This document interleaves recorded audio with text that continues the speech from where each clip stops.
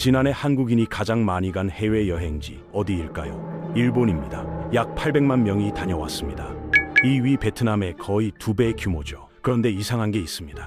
여행 커뮤니티에 가족 여행 어디 가면 좋을까요? 라고 물어보면 돌아오는 답은 거의 다낭입니다. 일본이 압도적 1위인데 왜 4인 가족 패키지 시장만큼은 다낭이 장악하고 있는 걸까요? 이건 단순히 물가 때문이 아닙니다. 여기엔 여행사들이 절대 말해주지 않는 수익 구조의 비밀이 숨어 있습니다. 그리고 그 비밀의 핵심에는 여러분 가족의 휴가 시간을 담보로 잡는 아주 교묘한 계산법이 있죠. 오늘은 패키지 여행의 가격표 뒤에 숨겨진 진짜 경제학에 대해 이야기를 해보겠습니다. 일단 현실적인 팩트부터 확인하고 가겠습니다. 제가 지금 실시간으로 주요 여행사 사이트 시세를 확인해 봤습니다. 4인 가족이 가장 선호하는 다낭 4박 5일 5성급 리조트 일정 기준입니다. 쇼핑 일정이 포함된 일반 상품은 1인당 70만 원에서 90만 원대, 가족 합계 300만 원 초반이면 가능합니다. 그런데 똑같은 리조트인데 쇼핑만 쏙 뺀 노쇼핑 프리미엄 상품을 찾아보면 가격이 1인당 150만 원까지 치솟습니다. 가족 합산 600만 원이 넘어가기도 하죠. 앉은 자리에서 최소 200만 원, 성수기엔 300만 원에서 400만 원의 차액이 발생합니다.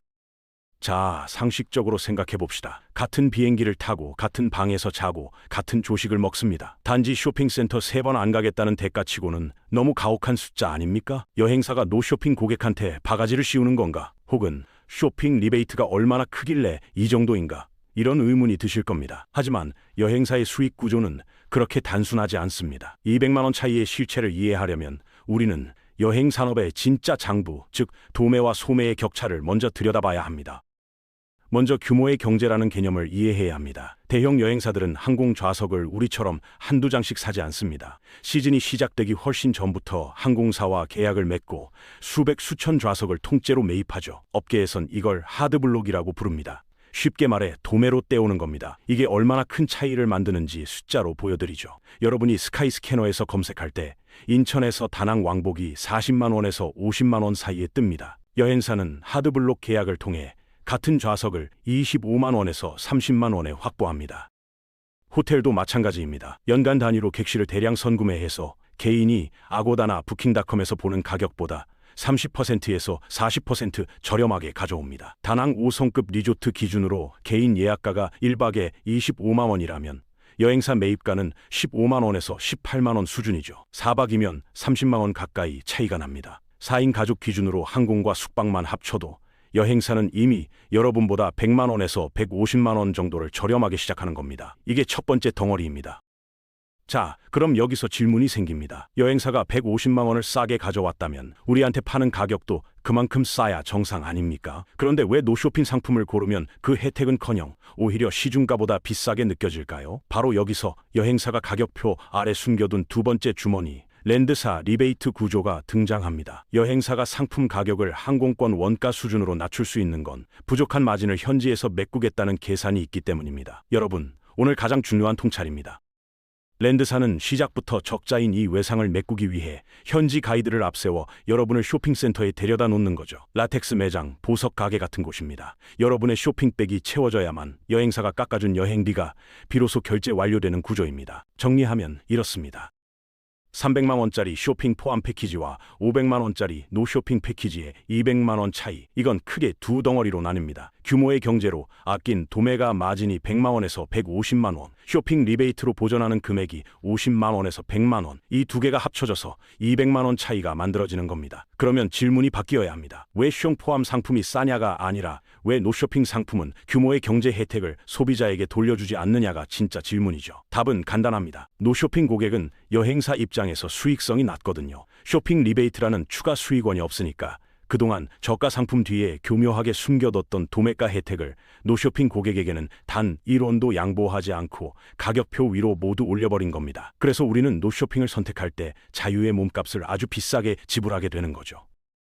이제 왜 하필 다낭인지 우리 4060 가장들의 속마음을 들여다보겠습니다. 아까 말씀드렸듯이 한국인 해외여행 1위는 압도적으로 일본입니다. 그런데 일본에는 이런 쇼핑 끼워 넣기식 패키지가 거의 없습니다. 이유는 간단합니다. 일본은 자유여행이 너무 쉽거든요. 지하철 시스템이 완벽하고 한자 문화권이라 간판 읽기가 수월하고 구글맵 하나면 어디든 찾아갈 수 있습니다. 반면 다낭은 상황이 완전히 다릅니다. 일단 대중교통이 사실상 없습니다. 버스 노선도 관광객이 이용하기엔 불편하고 지하철 같은 건 아예 없죠. 이동하려면 그랩 택시를 불러야 하는데 베트남어만 하는 기사를 만나면 목적지 설명하는 것부터가 일입니다. 베트남어 간판만 빼곡한 거리에서 식당 하나 찾는 것도 만만치 않고요. 여기서 중요한 게 나옵니다. 특히 가족 여행이라면요. 혼자 가는 여행이라면 길을 잃어도 그냥 모험이 됩니다. 식당 예약이 꼬여도 아무데나 들어가면 되죠. 그런데 가족을 데리고 가는 여행은 다릅니다. 아내와 아이들, 어쩌면 연로하신 부모님까지 모시고 가는 상황에서 아빠가 길바닥에서 스마트폰만 보며 허둥대면 어떻게 될까요? 등 뒤에서 느껴지는 가족들의 싸늘한 시선. 아빠, 우리 언제 가? 라는 아이들의 짜증. 아내는 한숨을 쉬고 부모님은 다리가 아프신데 어디 앉을 데도 없습니다. 그 순간 가장의 머릿속에는 하나의 생각만 맴돕니다. 내가 왜 사서 이 고생을 할까? 이게 바로 여행사가 파는 진짜 상품입니다. 패키지 요금에는 항공료와 호텔비만 있는 게 아닙니다. 현지 가이드의 안내비만 있는 것도 아니죠. 거기엔 가장으로서 짊어진 가족 앞에서 실패하지 않을 권리를 대신 사주는 보험료가 포함되어 있습니다. 경제학에서는 이걸 리스크 프리미엄이라고 부릅니다. 일본에서는 이 보험이 필요 없지만 동남아에서는 이 보험이 가장 강력한 상품이 되는 겁니다. 실제 패턴을 보면 명확합니다. 일본 여행객 대부분은 자유여행입니다. 물론 패키지도 상당수 존재하지만 개별 예약이 압도적으로 많죠. 반면 다낭을 포함한 베트남 여행은 일본보다 패키지 비중이 훨씬 높습니다. 특히 가족 단위 여행객 사이에서 패키지 선호도가 매우 높게 나타나고요.